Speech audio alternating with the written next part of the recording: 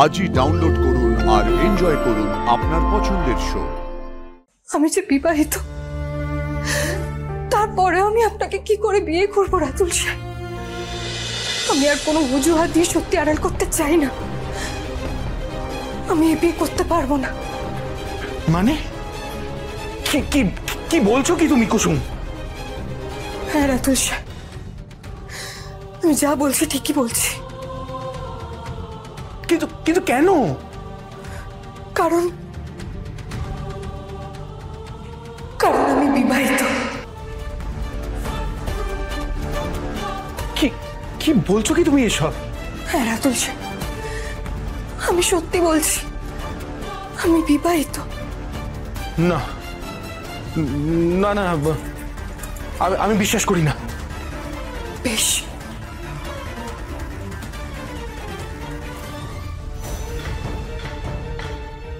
এই দেখুন আমার হাতে নোয়া বাঁধানো। এই নোয়া বাঁধানোটা তো সেদিন রাতে আমি প্রথম পড়িনি। এই নোয়া বাঁধানো আমি অনেকদিন থেকেই পড়ে আসছি। কিন্তু কার জন্য পড়েছো তুমি এই নোয়া বাঁধানো? ছোট সাহেবের জন্য।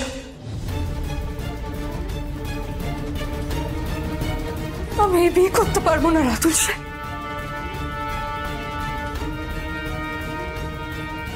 আমি বারবার আপনাকে এই কথা বলারই চেষ্টা করছিলাম, কিন্তু কিন্তু পারিনি। আমি যে বিবাহিত, তারপরে আমি আপনাকে কি করে বিয়ে করবো রাতুল সাহেব? সেদিন শুটিং এ আমার বিয়ে ছোট সাহেবের সঙ্গে হয়েছিল। তুমি সেই বিয়েটাকেই সত্যি মেনে নিয়েছো?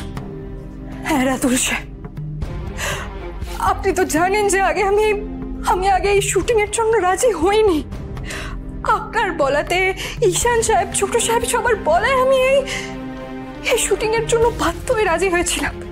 ইনভেস্টররা স্ট্রিক্টলি বলেছে যে আমাদের ব্র্যান্ড অ্যাম্বাসেডরকে নিয়েই শুট করতে হবে। তোমার দেবীমা নিজে তো তোমাকে এই শুট করার জন্য অনুমতি দিয়েছেন। আমি আছি তোমার সাথে। আমি করব। থ্যাংক ইউ সো মাচ জাদুকর। কিন্তু কিন্তু কি? আমার পাশে আপনার বসার কথা ছিল, আর সেই জন্যই আমি রাজি হয়েছিলাম। কিন্তু সেই দিন বিয়ের মণ্ডপে আপনার জায়গায় ছোট সাহেব আমার পাশে বসেছিল। আমি জানতাম না যে আপনাকে খুঁজে পাওয়া যাচ্ছে না। যদি জানতাম তাহলে হয়তো অনেক আগেই বারণ করে দিতাম। শুভ দৃষ্টির সময় ছোট সাহেবকে আমি বরের সাজে দেখেছিলাম।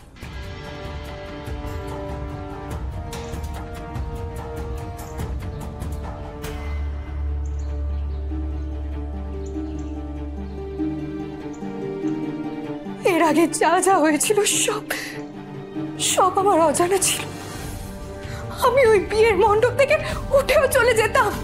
আমি চেষ্টাও করেছিলাম, কিন্তু ঈশান সাহেব আমাকে অনুরোধ করেছিলেন, সেই জন্য আমি চাইনি। জাদুকর, রাতুলদার আজকে একটা কাজ পড়ে গেছে, তাই তোমার সাথে আজকে শুটে বসতে পারবে না। রাতুলদার জায়গায় ভাইদা তোমার সাথে মণ্ডপে বর সেজে বসবে।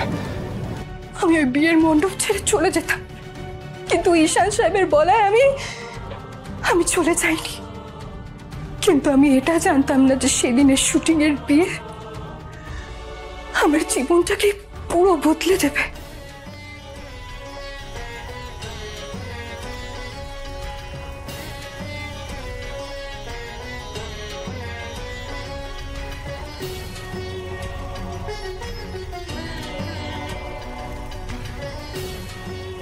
তোমার মতো আমিও এই প্রথমবার বিয়ের পিঁড়িতে বসছি।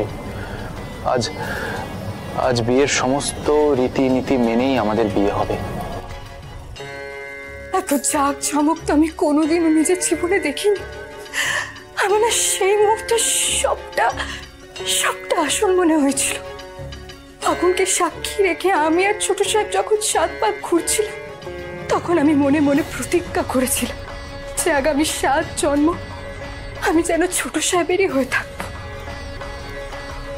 ওই নকল বিয়ের আসরে সব রীতি মানা হয়েছিল। আমি তো জানতাম যে সবটাই নকল, কিন্তু ওই বিয়ের মণ্ডপে সব রীতি মেনে আমার আমার বিয়ে হয়েছিল, আমি ছোট সাহেবের সাথে 7 পাক ঘুরেছি, উনি আমার সিঁথিতে সিঁদুর পরিয়ে দিয়েছিল।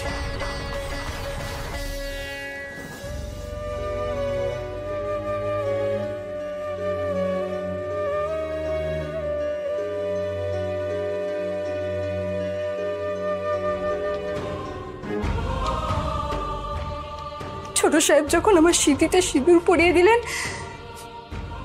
তখন থেকে আমার পরিচয় বদলে গেছে রাতুল সাহেব।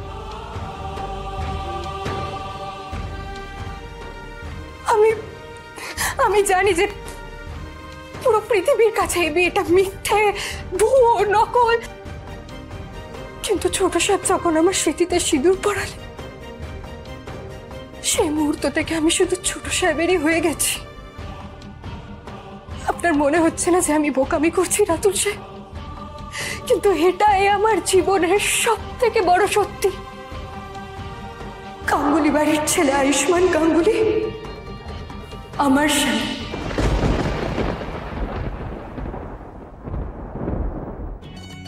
কি ভাবে দেবলীনা নিজেকে? আমি ওর চাকর নাকি? হ্যাঁ, সারাক্ষণ অর্ডার করবে, নিজে আরাম করবে, নিজে আসতে পারতো না? তুমি এখানে কি করছো? হ্যাঁ, ছোট ম্যাডাম, আপনি এখানে? আমাকেই আসতে হলো, আসার মতো আর কেউ নেই গো। কিন্তু তুমি এখানে কি করছো শুনি? পাহারা দিচ্ছ? আমি তো ওই আমি তো আর ঝুড়ি ঝুড়ি মিথ্যে কথা বলবে তুমি এখন? তার থেকে কথা না বলাই ভালো। দীপালি, যাও গিয়ে তোমার ম্যাডামকে বলো দিদি ডাকছে, তাড়াতাড়ি আসতে বলো। কুসুম রেডি হচ্ছে ম্যাডাম। এখনো রেডি হচ্ছে? এখনো রেডি হয়নি? না, হয়ে যাবে এক্ষুনি।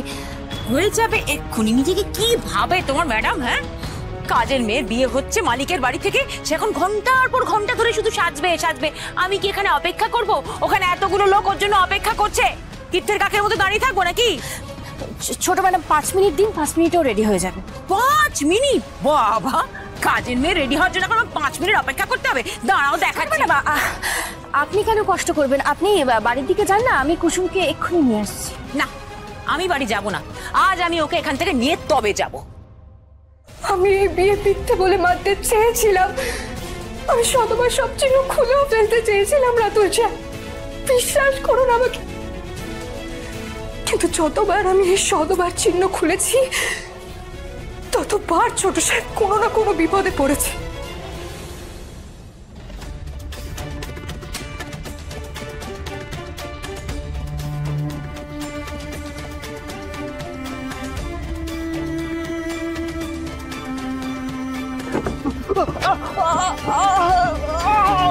তাই আমি ঠিক করেছি, এই নোয়া বাঁধানো আমি আমার শেষ নিঃশ্বাস অব্দি খুলবো না।